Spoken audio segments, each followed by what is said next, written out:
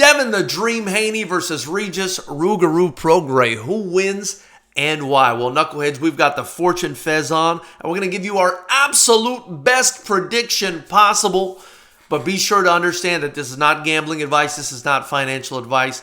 Just take it how we give it and enjoy. And enjoy the fight because it's going down tomorrow night, and I can't wait for this fight. It's a very exciting fight because you got two of the best guys at 140 pounds, right? Regis Prograis' title's on the line. Devin Haney's moving up into what should be a more comfortable division for him. He is the bigger man at the weigh-in, which is obvious, and he has something like a 4-inch reach advantage in this fight. So that's all notable stuff that we need to take into consideration in analyzing and predicting this fight. One thing that really sticks out to me, though, is this clash of styles here. I think that's where the anticipation for this fight is coming from, right? It's people that dislike Haney's style, which is extremely conservative and not very exciting because, let's face it, he just doesn't have a lot of power. He doesn't score a lot of knockouts. He doesn't do anything flashy. He's just super conservative. Against Regis Prograis, come forward and destroy fighting style, right? You've got like a Roberto Duran type of guy, and then you've got a guy who just, kind of wants to move around and pot shot you and, just win on points, basically. And, definitely, I think that's where a lot of the anticipation in this fight is coming from. And they're both talking a lot of talk. I think Haney's side is talking a whole lot of talk. And I think, if you ask me at least, they're overcompensating, right, for the fact that Haney's not very exciting. They do so by talking a lot. Now, what that does is, that makes him a heel, and that makes people very loving towards and endearing, towards Regis Prograis. So that's where I'm seeing a lot of the anticipation here, right? I think just a lot of people want to see Regis Prograis take this kid out. That's the kind of anticipation I'm seeing. And Devin Haney's doing a good job playing the heel. I mean, it's all he can kind of do in the position because if we're being honest, he doesn't really have the power to excite people any other way. So he's just kind of working with the gifts that God gave him. Now, that being said, he is a very good boxer, right? He's very conservative. It's kind of boring, but he's a very good boxer. And he's got a 4-inch reach advantage on Regis Prograis in this fight. And he's also like 9 years younger, right? So a lot of things leaning towards Haney in this fight. I think, the physical size, I think the reach, I think the age, they lean towards Haney in this size, even though he hasn't fought at 140 pounds.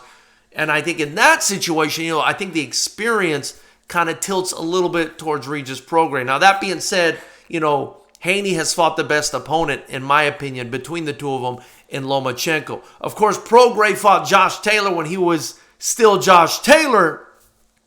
So that's definitely going to have him ready for this fight. He had a great performance against Cepeda recently, but in his last fight against Cirilla, he didn't look that good.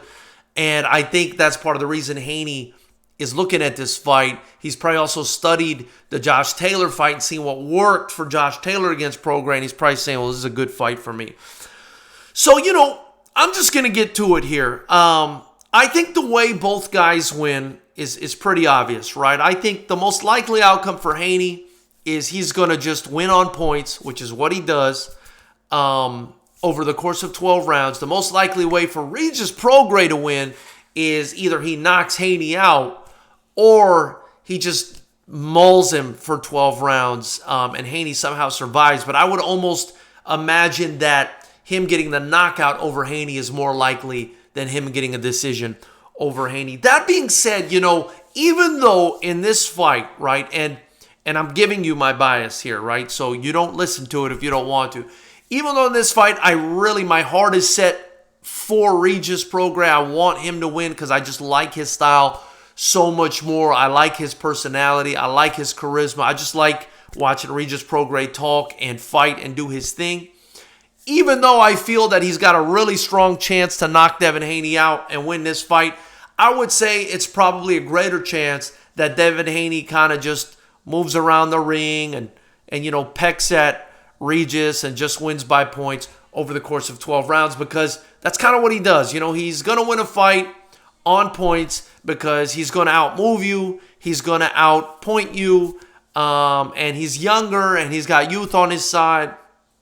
And so I think this is a really good-looking situation, if you ask me, for Devin Haney. Now, again, I do think Regis Prograis can knock this guy out. I mean, this guy is just vicious, and we saw him come on at the very end of the Josh Taylor fight, a fight where he was losing, I felt like, the first 3 quarters of the fight, and then really picked it up at the end. And, you know, it's almost like he's got this relentless dog in him, right? So if I were to give both guys any advice, right, to Haney, I would say just do what you do because it's worked for you. But to Regis, I would say, you know, be relentless. You know, make this a fight, which is what I think he's going to try to do. Make this a fight, but don't stand there staring and trying to outbox Devin Haney. I mean, he's been talking about boxing and how he's improved his boxing and this and that. And look, I'm sure Regis Prograis is a good boxer. I mean, he definitely has a pedigree, right? But I think you want to use that boxing in a very aggressive way. Like, I think he just cannot let up on this kid. I think he needs to constantly just hunt him down throughout the fight and punch him at any opening that he can find and try to get him out of there. So there you go. And, you know, and I want to say it percentage-wise, I'm probably leaning 60%, you know, towards Haney winning by a really boring decision, if I'm being honest with you guys, or 40% Rougarou, you know, getting a late stoppage or just beating the hell out of Haney from pillar to post, you know, or somehow managing to knock him out or something like that. So that's my prediction. Tell me what you think in the comment section below. After you do that, subscribe to the channel. Join the channel to support growing Fighters Rep. We've got 2 shows on the horizon, right? March 2nd in California and February 17th in South Florida for our first Florida show. You can get your tickets at live stream right now at FightersRep.com. And if you want to help sponsor or you want to help the promotion, because I'm coming out of pocket for all this, guys, I could really use your help. You could join the channel or buy some merchandise or do something and help, or reach out to me if you want to sponsor, you want to write off for your business, whatever it is, you want to support some young fighters, let me know. I look forward to hearing what you guys have to say about this one. Let's go.